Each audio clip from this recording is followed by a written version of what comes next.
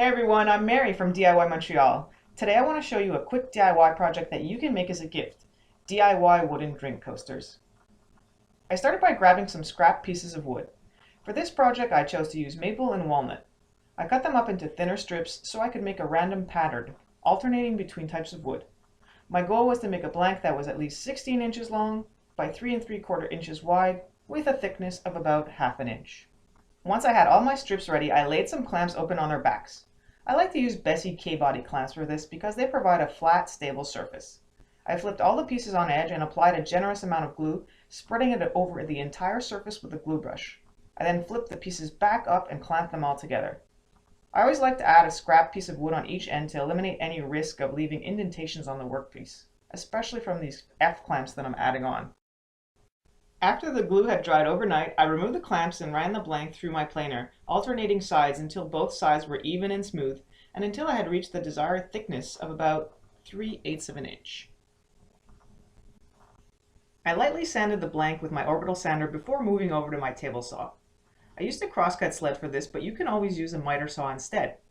I started by squaring up one end of the board, then set a stop block to 3 3/4 inches, which is the same as the width of the board. I then proceeded to cut the 4 coasters using the stop block as a guide.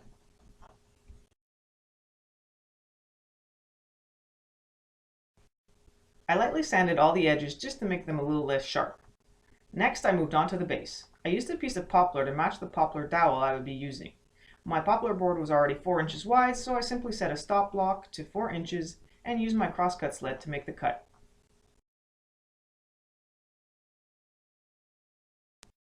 I did the same for the dowels, setting a stop block at 2.5 inches and using it as a guide to make the cuts. Don't forget to check out my written article for all the details and measurements. I'll leave a link in the description below.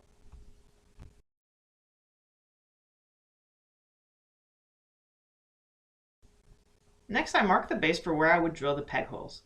I used my combination square and marked 1/2 inch from each edge. I double-checked everything would fit using one of the coasters just to be safe. I then headed over to my drill press and made the holes using a 1/2 inch spade. A Foster bit would have been better, but somehow I seemed to have every size except that one. I did a dry fit and then sanded the base. I then added some glue to the holes and set the pegs into place, and put a lightweight on top and let it dry overnight.